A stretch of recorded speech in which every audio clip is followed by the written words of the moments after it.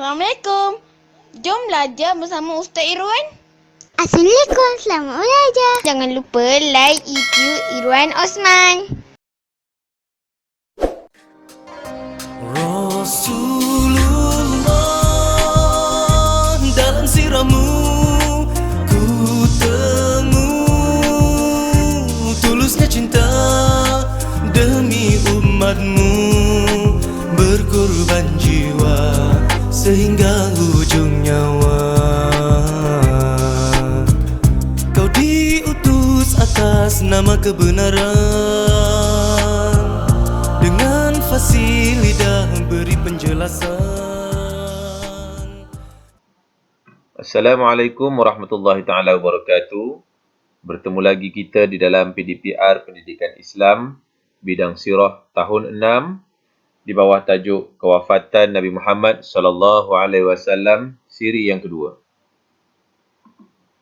Pada akhir pembelajaran, murid-murid dapat menjelaskan kesan daripada peristiwa kewafatan Rasulullah sallallahu alaihi wasallam. Kedua, dapat merumuskan peristiwa kewafatan Rasulullah sallallahu alaihi wasallam. Dan yang ketiga, murid-murid dapat mengaplikasikan iktibar daripada peristiwa kewafatan Rasulullah sallallahu alaihi wasallam dalam kehidupan harian. Mari sama-sama kita baca dan teliti kesan daripada peristiwa kewafatan Rasulullah sallallahu alaihi wasallam. Peristiwa kewafatan Nabi Muhammad sallallahu alaihi wasallam memberikan kesan kepada para sahabat dan umat Islam. Antaranya ialah mereka berduka cita atas kewafatan baginda, tetapi keimanan mereka terhadap Allah Maha Kekal dan Nabi Muhammad sebagai pesuruh Allah semakin kukuh. Kesan yang kedua,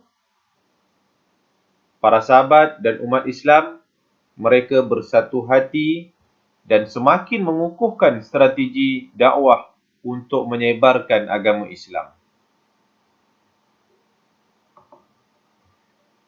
Kesan yang ketiga, selepas kewafatan Nabi Muhammad sallallahu alaihi wasallam, sistem syura diteruskan dalam pemerintahan dan Abu Bakar As-Siddiq dilantik sebagai khalifah melalui kaedah syura.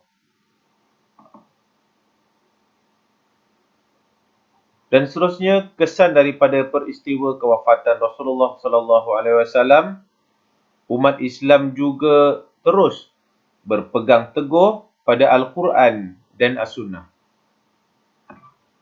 Seterusnya, mari sama-sama kita hayati dan amalkan iktibar daripada peristiwa kewafatan Nabi Muhammad sallallahu alaihi wasallam. Yang pertama, meyakini Allah bersifat kekal, tiada permulaan dan tiada pengakhiran. Manakala hidup manusia hanyalah sementara. Oleh itu, kita hendaklah mengisi masa dan usia kita dengan mentaati perintah Allah dan meninggalkan larangannya. Kedua, Nabi sangat sayang akan umatnya dan berpesan agar memelihara solat. Oleh itu, kita hendaklah membuktikan kecintaan kepada Nabi Muhammad sallallahu alaihi wasallam dengan memelihara solat, memperbanyakkan selawat atas baginda serta mengamalkan sunnah baginda dalam kehidupan. Yang ketiga, iktibar yang boleh kita ambil, Abu Bakar As-Siddiq sentiasa membantu dan menyokong baginda sama ada dalam keadaan senang ataupun susah. Kita mestilah berusaha menjadi sahabat yang baik, nasihat menasihati dan sentiasa bersedia membantu rakan dalam perkara kebaikan. Keempat, Usamah bin Zaid dilantik mengetuai angkatan tentera pada usia yang muda. Beliau dipilih kerana ketakwaan dan keistimewaan yang dimiliki olehnya. Hal ini menunjukkan nilai kehebatan seseorang di sisi Allah dan Rasul adalah pada imannya dan bukan pada harta serta usia. rumusan daripada tajuk kewafatan Nabi Muhammad sallallahu alaihi wasallam bagi siri yang kedua. Nabi Muhammad sallallahu alaihi wasallam ialah nabi yang terakhir diutuskan Allah kepada umat manusia. Selepas kewafatan Nabi, tugas menyebarkan dakwah Islam menjadi tanggungjawab kita semua.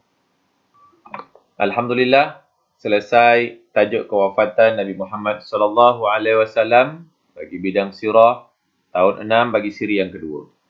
Saya mengajak semua murid-murid sama-samalah kita berselawat ke atas junjungan besar Nabi Muhammad sallallahu alaihi wasallam untuk menunjukkan rasa cinta dan kasih kepada baginda. Allah Subhanahu wa taala telah berfirman dalam surah Al-Ahzab ayat 56, A'udzubillahi minasyaitonir rajim. Innallaha wa malaikatahu yusalluna 'alan nabi.